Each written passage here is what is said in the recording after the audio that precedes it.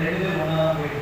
ஆனால் இந்த நாளுக்கு அப்படிப்பட்ட தலைப்பாய் கொடுக்கப்பட்டுள்ளது. வறுமைக்கு கிறிஸ்தவத்தின் மறுமொழி, கிறிஸ்டியன் ரெஸ்பான்ஸ் டு பாவர்ட்டி என்று சொல்லப்பட்டிருக்கிறது. ஆக எப்பொழுதுமே என்னுடைய வழக்கத்தில் அருளுரைக்கு முன்பாக அந்த தலைப்பை தியானிப்பது வழக்கமாக இருக்கிறது. அருளை புரிந்துவிட்டால் திருமறைக்குள் எளிதாக நாம் புரிந்து கொள்ள முடியும். அந்த வகையில் நான் இந்த அருளையை நான் புரிந்து கொள்ளும் பொழுது வறுமைக்கு கிறிஸ்தவரின் மறுமொழி அப்படின்னு சொல்லப்பட்டிருக்கிறது. வறுமை என்று ஒன்று இருக்கிறது. அந்த வறுமைக்கு நீங்க கிறிஸ்தவர்களாகி நீங்க என்ன சொல்றீங்க? என்னது வறுமை ஒன்று இருக்குது. அந்த கிறிஸ்தவர்களாகி நீங்க என்ன ரெஸ்பான்ஸ் பண்றீங்க, என்ன சொல்ல வரீங்க, பதில் என்ன அப்படின்னு தலைப்பு சொல்லப்பட்டது. நான் ரொம்ப ஆழமா யோசிக்கும் போது உடனே எனக்கு நினைவு வந்தது, கிறிஸ்து ஏதோ ஒரு வறுமை என்பது எங்கோ நடக்கின்ற ஒரு செயல்பாடாகவோ, அந்த வறுமை என்பது ஏதோ நான் எழுத்தளவிலோ அல்லது சொல்லளவிலோ சொல்லி கடந்து போகிற ஒன்று அல்ல. வறுமைக்கு கிறிஸ்தவர் தான் காரணம் அப்படின்னு நான் எழுதி எடுத்து அதை பேஸ்புக்கில் போட்ட வீடியோ எடுத்து சொல்றேன். யூடியூப்ல வறுமைக்கு கிறிஸ்தவரும் காரணம். வறுமைக்கு ஏதோ ஒரு கேள்வி கேட்ட மாதிரி क्वेश्चन ஆன்சர் பண்ண மாதிரி நான் தான் கிறிஸ்தவர். நீங்க என்ன சொல்றீங்க? What is response to poverty அப்படின்னு நம்ம எளிமையாக கடந்து போக முடியாது. வறுமைக்கு ஒரு கிறிஸ்தவரும் இன்றைக்கு காரணமாக இருப்பதை நாம் இருக்கிறார்கள் என்று சொன்னால் முடியாது. அந்த வறுமை என்பதை நாம் தெரிந்து கொள்கிறோம். வறுமை என்பது ஒரு நபருக்கோ அல்லது சமூகத்திற்கோ அடிப்படை தேவைகள் கிடைக்காமல் இருப்பது. அடிப்படை தேவைகள் என்ன? உணவு, உடை, இருப்பிடம், சுகாதாரம், கல்வி போன்றவை இல்லாமல் இருப்பதுதான் வறுமை கோட்டுக்கு கீழ் வாழ்கின்றவர்கள் என்று சொல்லப்படுகிறது. உணவு, உடை, இருப்பிடம் இல்லாமல் இருப்பவர் வறுமை கோட்டிற்கு கீழ் இருப்பவர்கள் என்று சொல்லப்பட்டிருப்பதை நாம் அவர்கள் பிலோ பாவர்ட்டி என்று சொல்லி நாம் வகுத்திருக்கலாம். இந்த பிலோ பாவர்ட்டி வறுமை என்பது குறிப்பாக இந்த வறுமையை குறித்து பேச முற்படும் பொழுது நமக்கு நினைவுக்குள் வருகின்ற ஒரு காரியம் பொருளாதாரத்தை பற்றி பேசியாகும், வேலை வாய்ப்பை பற்றி பேசியாகும், இல்லை உழைப்பை பற்றி பேசியாகும். எல்லாமே இருக்கு. அந்த வகையில உணவு இங்கு எல்லாத்துக்கும் பெரும்பாலும் வறுமை என்று சொன்னாலே நம்ம நினைவுக்கு வருவது உணவு என்பது இன்றியமையாத ஒரு செய்தியாக இருப்பதை நாம் பார்க்கிறோம். ஏனென்று சொன்னால் இந்த உணவை மையப்படுத்தி அநேகருக்கு இன்றைக்கும் ஆண்டு கொண்டிருக்கிற ஒரு சூழலில் இருப்பதை நாம் பார்க்கலாம். இந்திய சொசைட்டியும் நாம் இந்திய வாழ் மக்களாக இருப்பதனால் இந்தியாவில் எவ்வளோ வறுமை கோட்டு கீழ் வாழாத மக்கள் தெரிஞ்சுக்கிட்டு தான் நம்ம வறுமையை பற்றி நாம் தெரியாத. குறிப்பாக நம்முடைய இந்திய தேசத்திலே மாதந்தோறும் 1407 ரூபாய் 1407 rupees மாச சம்பளம் வாங்குவதுதான் என்ன வறுமை கோட்டுக்குள் கீழ் நகர்த்த வாழவர்களுடைய சென்சஸ். இது புதிய தலைமுறை பிப்ரவரி 2ஆம் தேதி அவங்களுடைய இணையதளத்தில் வெளியிட்ட ஒரு செய்தி. அப்போ நகரத்தில் வாழ்ந்தவர்கள் மாதந்தோறும் எவ்வளவு 1407 ரூபாய் கீழே வாங்கினாங்கன்னா அவங்க பிலோ பாவர்ட்டி வராங்க. கிராமத்தில் 972 ரூபாய் வாங்குறவங்க அவங்க பிலோ பாவர்ட்டி மாதத்துல. அப்ப இந்த மாதிரி இருக்க சாத்தியம் இருக்கா? மாசத்துக்கு ஒரு 1440 சம்பாதிக்கிறதா சாத்தியம் இருக்கா? சாத்தியம் இல்லைன்னு நம்ம சொல்லுவோம். சாத்தியம் இருப்பது என்று சென்சஸ் சொல்லுது. குறிப்பாக இந்த இந்திய தேசம் 15 விழுக்காடு இப்படிப்பட்ட மக்கள் இன்னும் வாழ்ந்து வருகிறார்கள் என்பது நமக்கு சென்சஸ் சொல்லலாம். 15 விழுக்காடு இன்னும் வாழ்ந்து இருக்கிறார். அதில் 15 விழுக்காட்டில் பீகார் முதலிடத்தில் இருக்கலாம், ஜார்க்கண்ட் முதலிடத்தில் இருக்கிறீங்க. அதுக்கப்புறம் நீங்க அந்த இணையதளத்தில் தமிழகத்தில் இருக்குதா? ஏன்னா நான் வாழ நான் இருக்கிற இடத்துல இருக்குதான் பொழுது 2.2 விழுக்காடு இன்னும் மாசத்துக்கு 1400 ரூபாய் சம்பாதிக்கிற ஆட்கள் இருக்கிறாங்க. மாசத்துக்கு 900 ரூபாய் சம்பாதிக்கக்கூடிய ஆட்கள். இதை குறித்து நாம் ஆய்வு செய்யும் பொழுது இப்படிப்பட்ட மக்களும் இன்றைக்கு இருக்கிறார்களா என்று சொல்லி ஒரு கேள்வி நம்ம இடத்துல எழுதுகிற ஒரு நாள். ஒரு மாசத்துக்கு இன்னைக்கு நம்ம வெளியே போனாலே 1000 ரூபாய் மேலதான் செலவாகும். வெளியே போனாலே வெளியே போவே தெரியல. மொபைல் எடுத்தாலே அதை ஆர்டர் பண்ணிட்டாலே போக வேண்டியது. வீட்டில் வந்து நம்ம ஒரு பாட்டிலே நம்ம அவ்வளவு செலவு பண்ணலாம். நம்ம மாதந்தோறும் அவ்வளவு சம்பாதிக்க முடியாதவங்களும் இருப்பதை நாம் பார்க்க முடியுது. அதை இப்படிப்பட்ட சூழலில் தான் கிறிஸ்தவத்தின் மறுமொழி என்ன 2 விழுக்காடு இந்திய லெவலில் தமிழக லெவலில் இந்த 2.2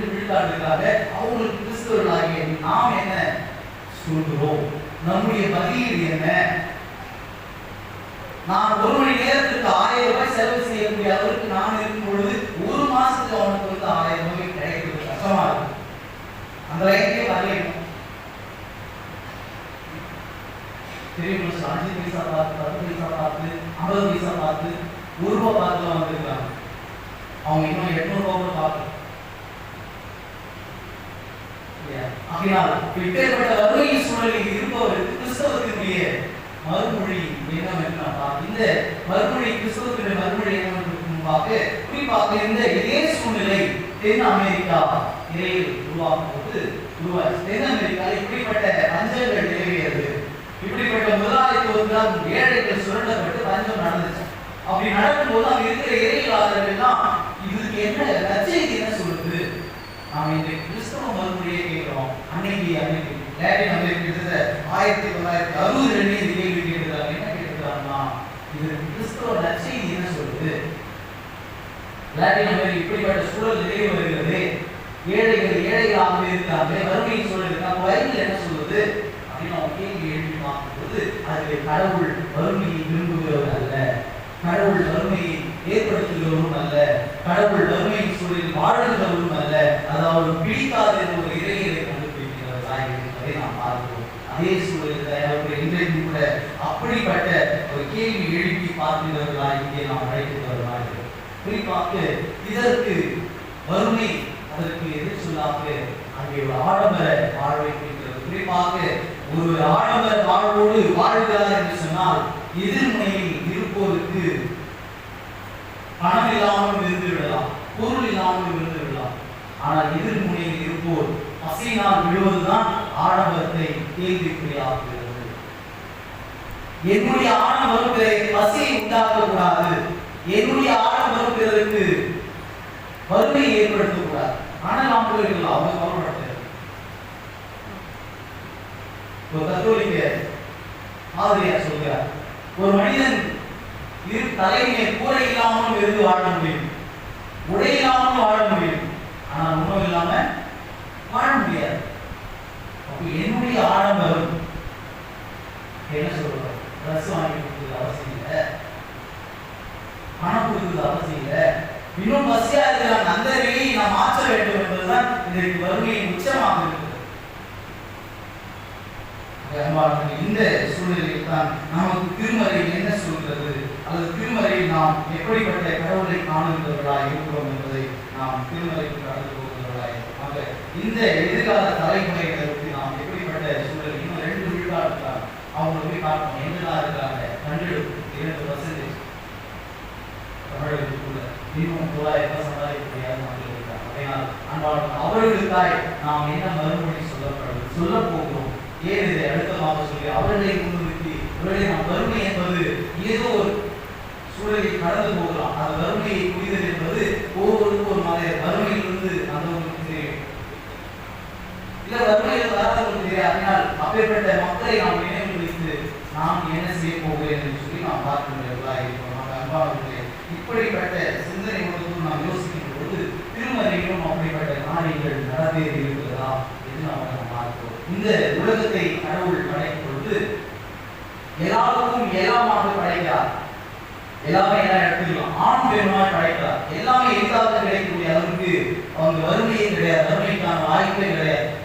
அப்படிப்பட்ட ஒரு சூழலை ஆண்டவர் உருவாக்குகிறார். பாலும் தேர்வு மூடுகின்ற படைப்பை மனிதனுக்கு கொடுத்தார் என்று நாம் புரிந்து இருக்கிறவர்களாக இருக்கிறோம். அது மாத்திரம் இல்லாமல் கடவுள் கூட இஸ்ராயேல் மக்கள் வாழ்வை நடத்தும் போது அவங்களுக்கு உணவு கொடுத்தார்.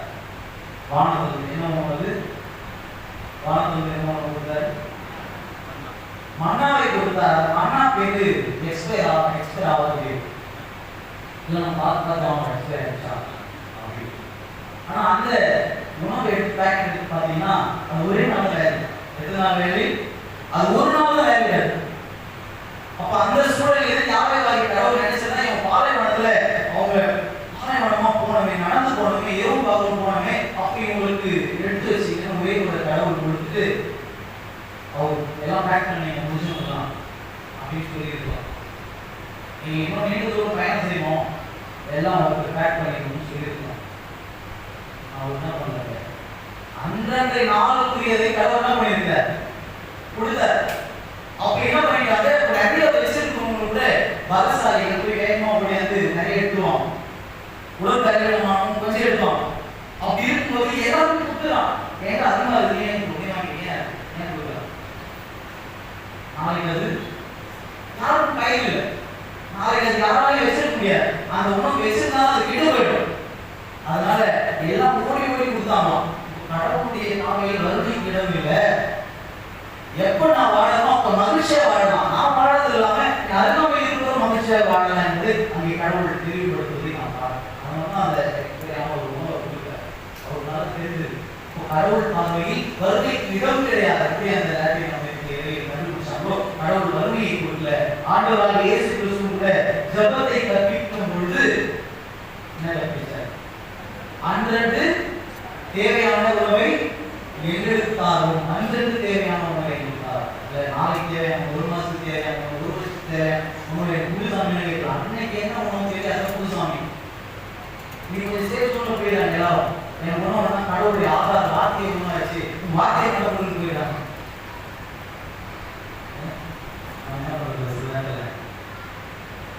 சாப்பாடு நான் சாப்பாடு எல்லாம்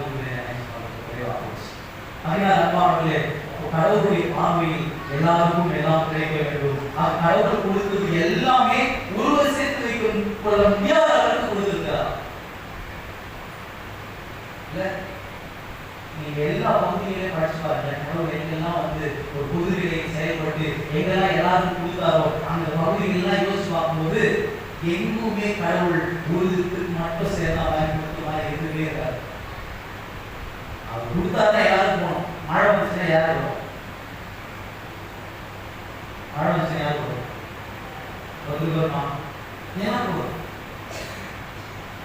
கடவுளுடைய படைப்பில் கொடுக்கப்பட்ட அனைத்தும் எல்லாருக்கும் எல்லாமாக கடவுள் படைத்திருக்கிறார். ஆகையால் கடவுள் பார்வையில் வறுமை என்பது கிடையாது. ஆகிய வறுமை எங்கோ தூண்டி இருக்குது, வறுமை யாருக்குள்ளமோ இங்கே உள்ளே நுழைந்து இருக்கிறது என்பதை நாம் தெரிந்து கொள்கிறவர்களாக அழைக்கப்படுகிறவர்களாக அந்த வகையிலே நாம் பார்க்கிற போது இந்த இஸ்ராயல் மக்களுக்கு ஒரு சிறப்பு இருக்கு.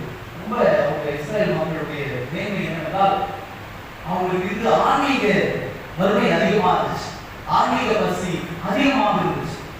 அவங்க சாப்பாடு இல்லாம இருந்தோம், கடவுளை வணங்காம பண்ண மாட்டாங்க. அவங்களால இருக்க முடியாது, உணவு இல்லாம இருந்தோம், செத்து கூட போவோம். ஆனா யாரும் வணங்க மாட்டேன்.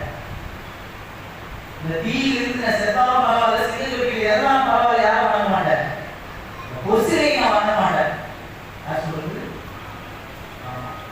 அப்போ அவங்களுக்கு என்ன வறுமை, உணவு வறுமை அவங்களுக்கு பெரிதா தெரியல. இந்த பாலைவனத்துல தான் கேட்டாங்க.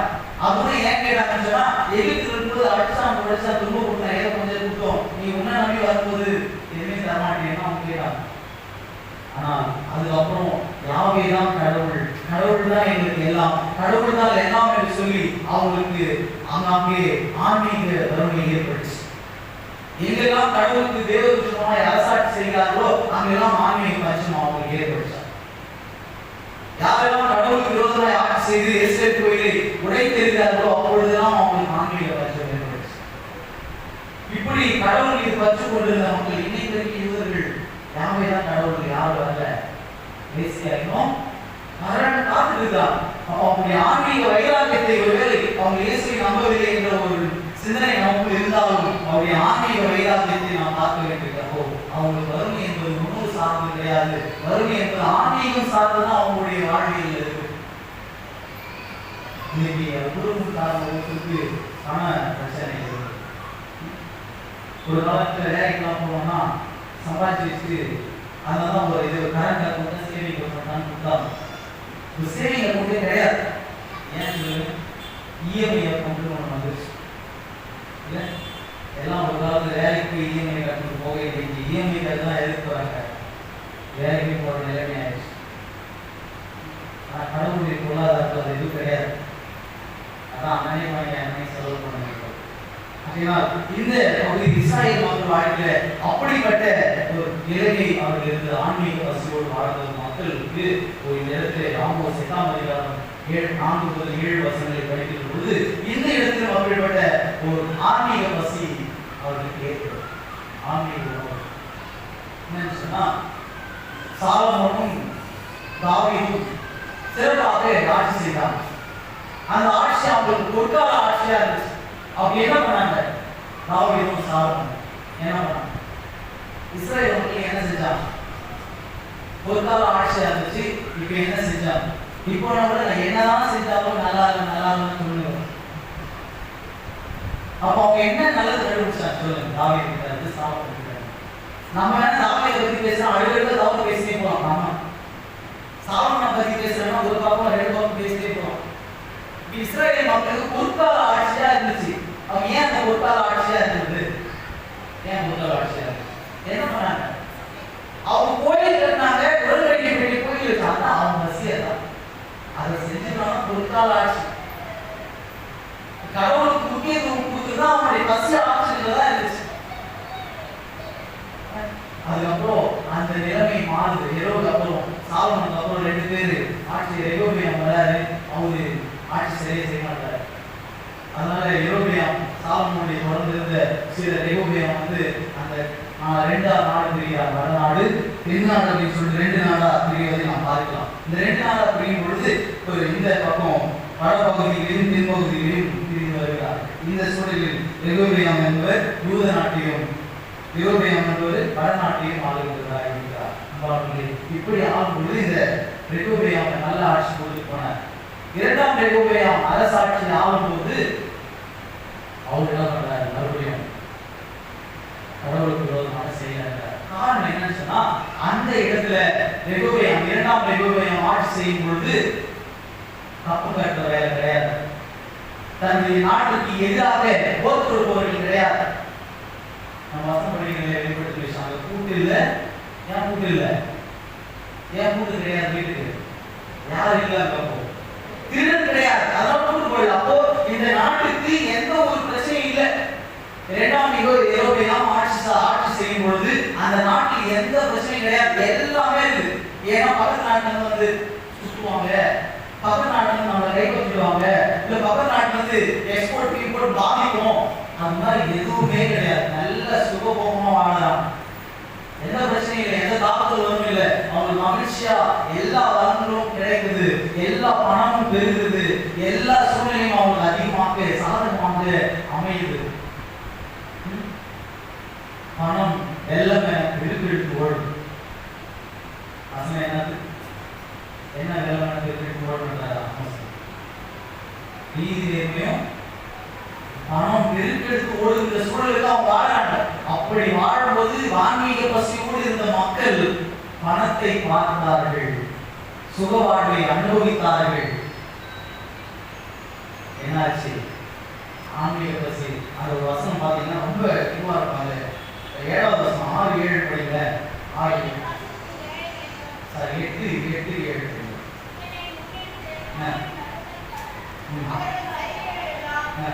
சார் 8-5 படிக்கலாம். 8-5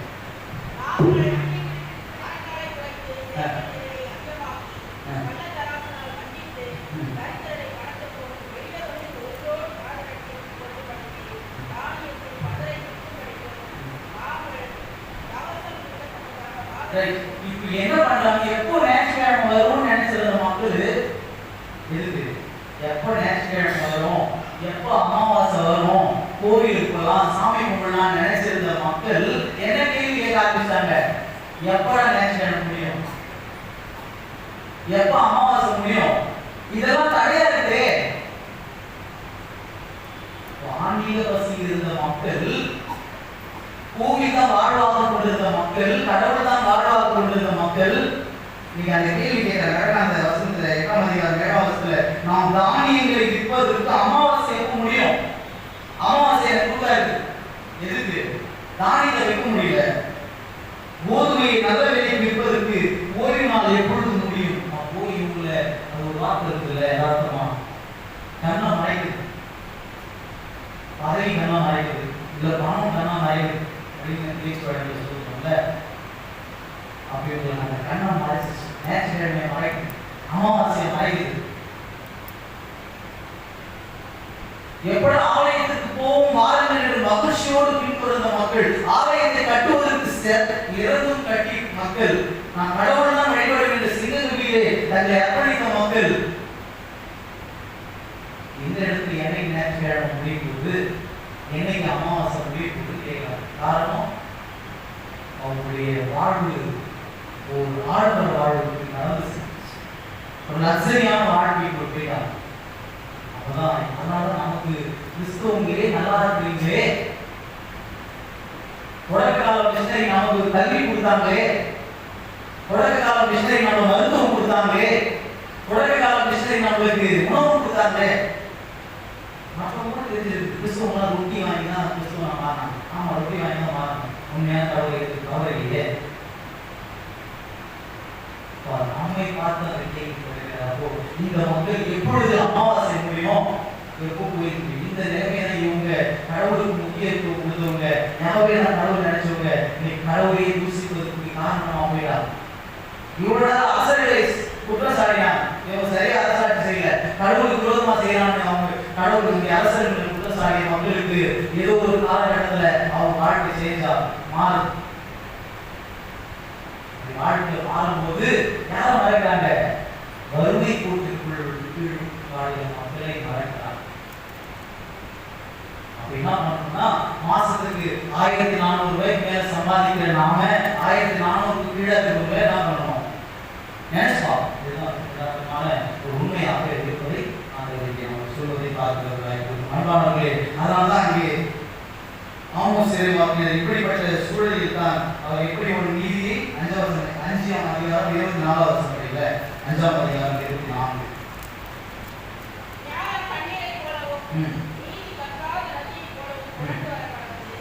இப்போ இங்க ரெண்டுமே இல்லை. எல்லாம் என்ன புரட்ட வந்துச்சு, எல்லாமே பாலுக்கு கரடு ஓடுது, பணம் கரடு ஓடுது, அது எதுவுமே கரடு ஓடக்கூடாது. நீதி நேர்மை, ஏன்னா ஏழைகள் சுரண்ட ஆரம்பிச்சாங்க.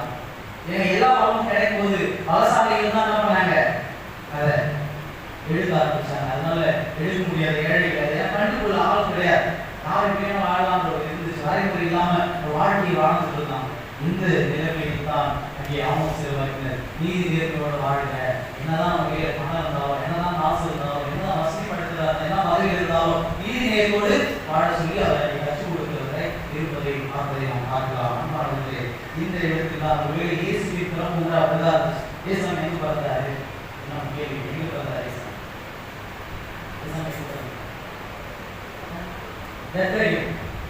அப்புறம் மாடு விட பைபிள்ல கேள்வி பார்க்கறது ரெண்டுமே எதுவுமே கிடைக்க மாட்டோம். மாட்டு விட்டாங்க பரதாரமே இல்லை, கத்திரை ஊர் வேணா கத்திரை பேசுவோம்.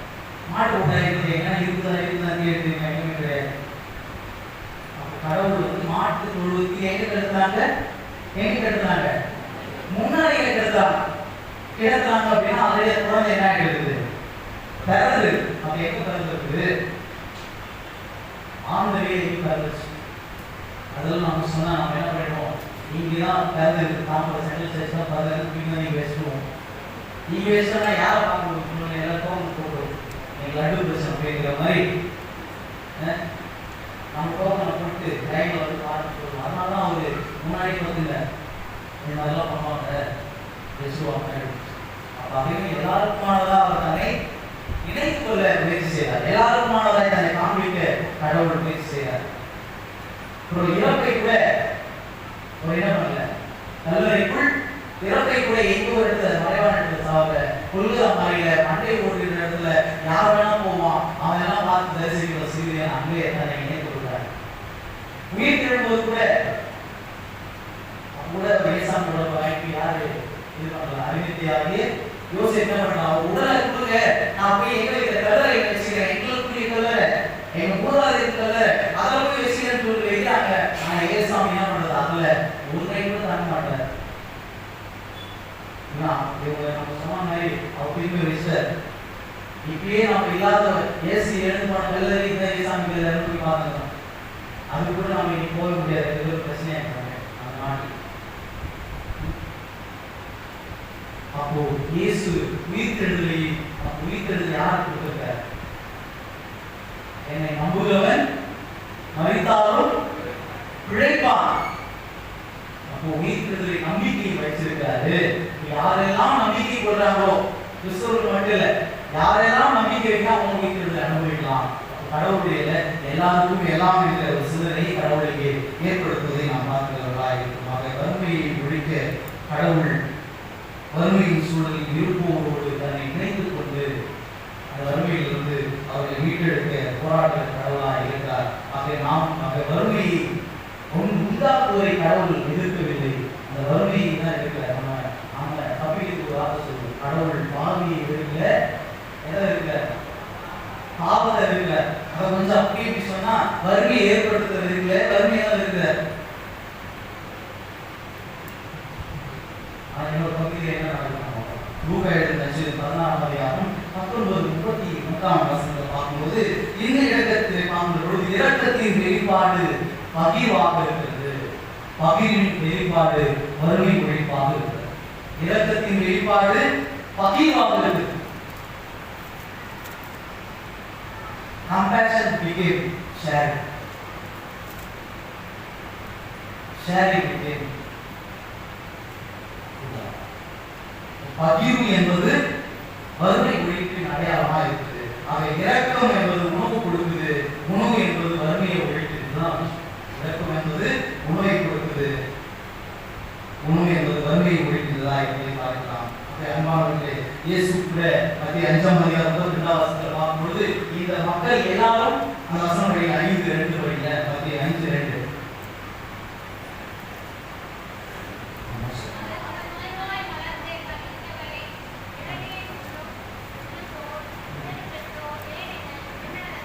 மத்திய 5:32 இயேசு அவர்கள் மீது என்ன பண்ணார்? பரிவு கொண்டார்.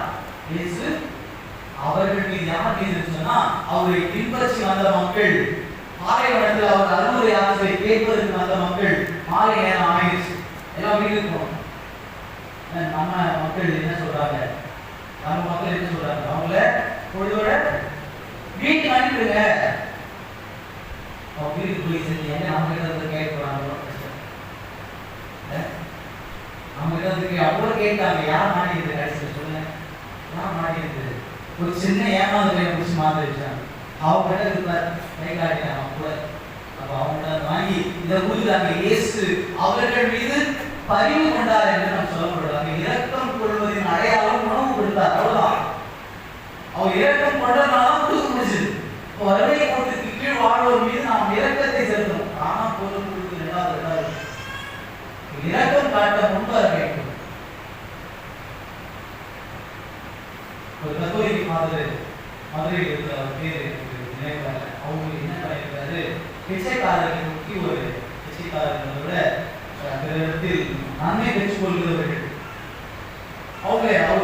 அவங்க வாழ்க்கை வாழணும், எப்படிதான் தீசிஸ் பண்ணணும்னு நினைச்சு 10 நாள் அவங்களோட வாழ்ந்தார். 10 நாள் அவங்களோட வாழ்ந்திருக்காரு. இவரும் உட்கார்ந்து பிச்சை கேட்டுருக்காரு. அப்படி கேட்கும்போது அந்த பிச்சைக்காரர் ஒரு லைனை வழக்கம் போல காசு விழுது, விழல. 2வது நாள் போல இவருக்கு விழல. அது என்ன காசு சரிங்க காசு இருக்காங்க. அப்புறம் பக்கத்துல ஒரு குழு நிறைய காசு விழுதுட்டே இருக்கு. இது உண்மை சம்பவம். அந்த ஃபாதர் பார்த்து கேட்கிறார், உங்களுக்கு மட்டும் இது எனக்கு விழியா? சரி வெயிட் பண்ணது 3 நாள் ஆகும், நான் சொல்லி ஆகல இந்த டிபார்ட்மெண்ட்ல வெயிட் பண்ண சொல்லியிருக்காரு. சரி 3வது நாளும் ஆசை விழல.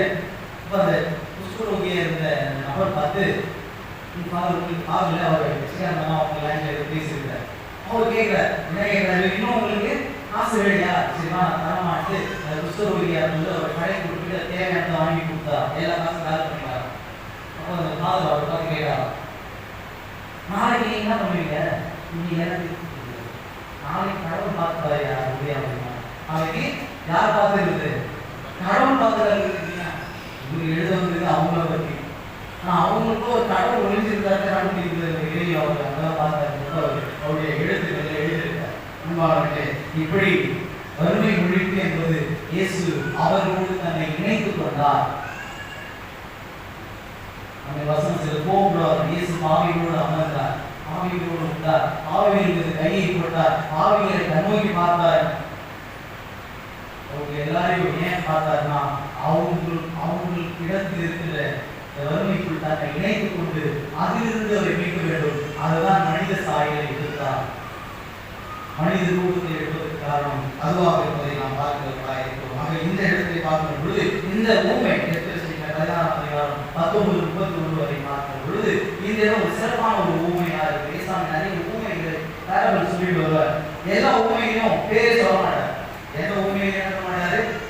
வழியில் ஒருவன் வழியிலே புதிய புத்தகைக்காரன் வேற என்ன சொல்லுங்க?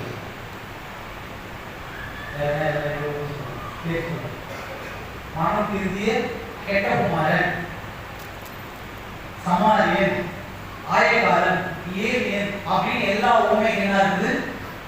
பேர் இல்லாம இருக்கு. ஆனா இந்த ஊமையை மட்டும் பார்க்கும்போது லாஸ்ட் இன்னொரு பேர் என்னது? ஐஸ்வர்யவான். இங்கேயும் ஒரு பேர் வந்து சொல்லுவது பேர் என்ன பண்ணல ஒரு சொல்றாரு. அவரு தான் ஐஸ்வர்யான் பேர் இல்லை. அவர் இருக்கு ஒரு பேர் சொல்றாரு. அவருக்கு என்ன பேர் இருக்கு? ஆனா பேர் ஐஸ்வர்யவான் இருக்குது. அப்புறம் என்ன? நம்ம அதான் விரும்புறோம்.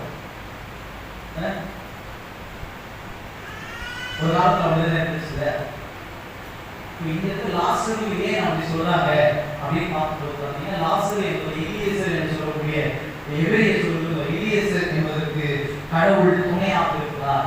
கடவுளே துணை அல்லது கடவுளே கதி என்று சொல்லி இங்கே பொருள் வருவதை நாம் பார்க்கிறோம். அன்பானவர்களே, இந்த இடத்திலே கடவுள் லாசனோடு கடவுள் இருக்கிறார் என்பதை தெளிவுபடுத்தப்படுகிறது. இந்த இடத்திலே ஏன் வந்து இவரு நரகத்துக்கு போனாரு, இவரு ஏன் பரலோகத்துக்கு போனார்? நம்முடைய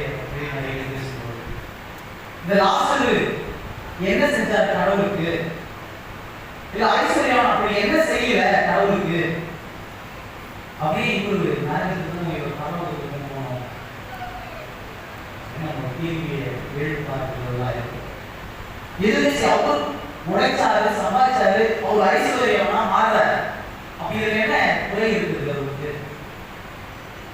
இவர் எதுவுமே செய்யல.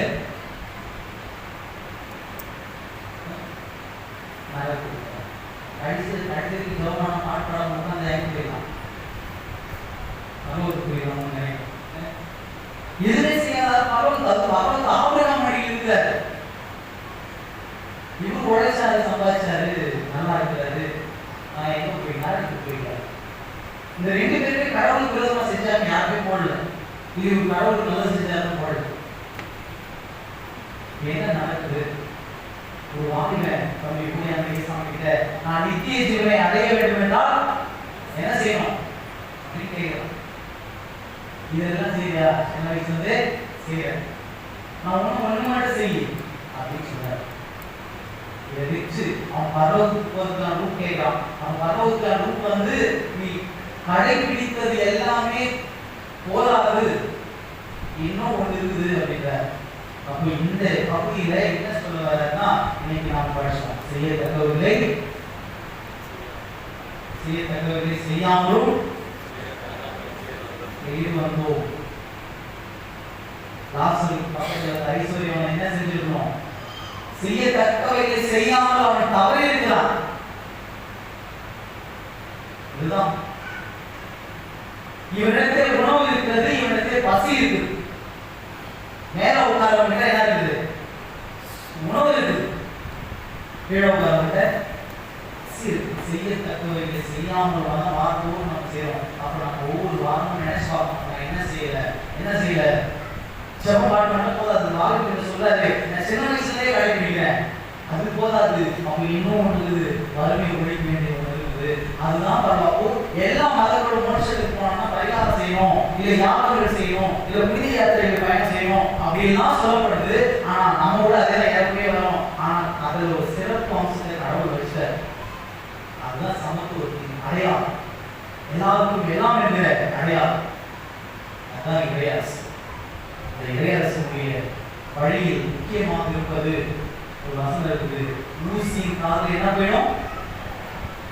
நம்ம யாரையும் போக முடியாது.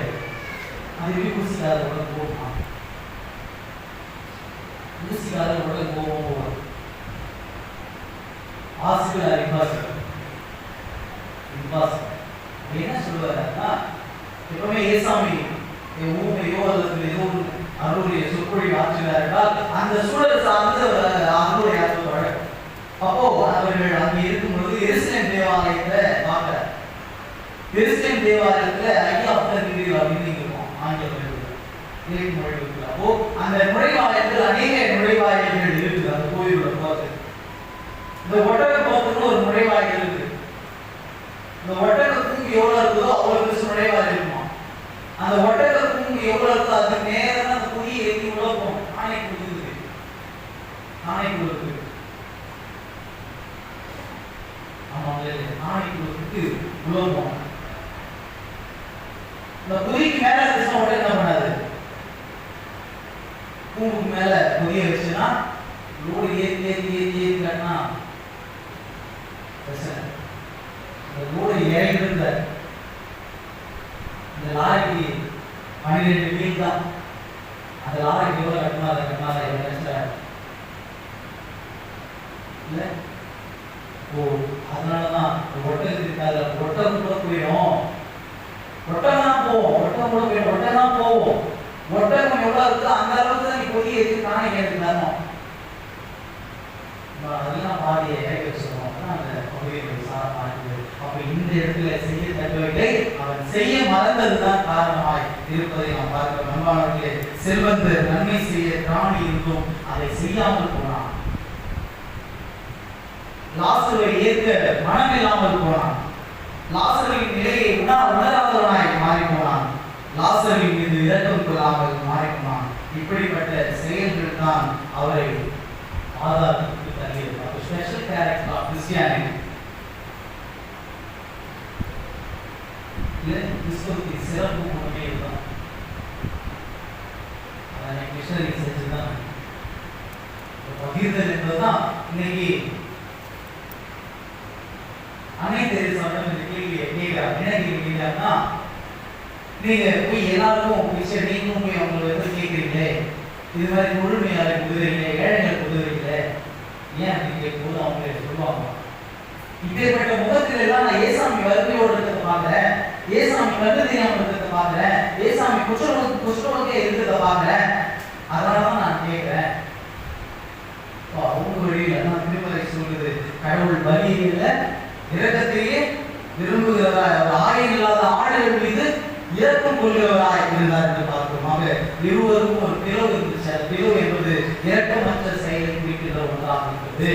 ரெண்டு பேருக்கு என்ன ஒரு இடைவெளினா, ஒரே உலகத்தில் நாம் வாழ்ந்துட்டு இருக்கிறோம். இந்த உலகம் பரவமா மாறணும்னு கடவுளுக்கு விரும்பும். ஆனா ஒரே ஒரு ரெண்டு பேருக்கும் ஒரு பிரச்சனை தான் இருக்குது. என்ன பிரச்சனை?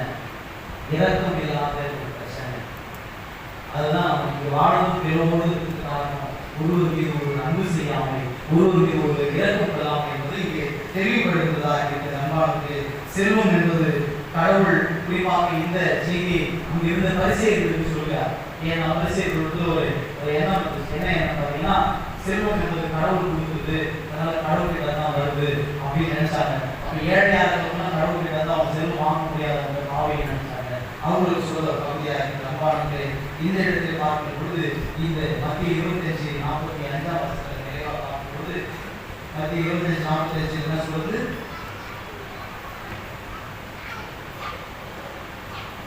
இந்த சிறியோராகியவர்கள் நீங்கள் எதை செய்யோ, ஆமா லாசருக்கு அந்த செல்வந்தராகிய அவர் எதை செய்யோ அதை யாரும் தெரியல, அவர் செய்யல. அப்படிப்பட்டவங்களுக்கு என்ன நிலைமை அப்படின்ட்டு 26ஆம் வருஷத்துல பாத்தீங்கன்னா, 46ஆம் வருஷத்துல பாத்தீங்கன்னா தெரியும். படிக்கூடாதுன்னு நினைச்சேன். யாருக்கு என்ன நிலைமை ஏற்படும்? இப்படிப்பட்ட ஒரு சூழல் உருவாகும். ஆக நாம் அனைவரும் இந்த இடத்திலே நிறைவாழ்வை பெற வேண்டும் என்று சொன்னால், ஆக இந்த நிறைவாழ்வை பெறுவதில் நிறைவாழ்வை உருவாக்குகின்ற பணியாக நாம் பார்க்க வேண்டும். பரலோக வாழ்வை உருவாக்குகின்ற பணி நமக்கு கொடுக்கப்பட்டிருக்கிறது. இறையரசை கட்டுகின்ற பணி நமக்கு கொடுக்கப்படும். நாம் புதுதாக வரைக்கும் இறையரசை கட்ட முடியாது. அதுவும் வந்து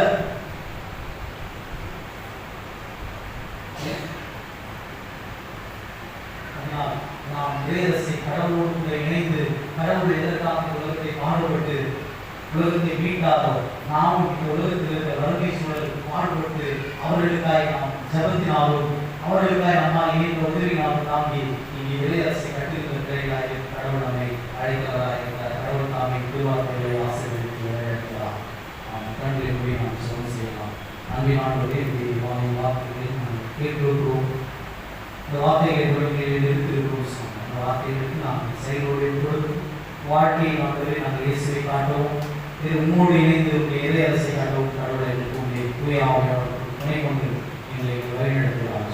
எல்லாத்தையும் இயேசு கிறிஸ்து நல்ல ஆமாம்.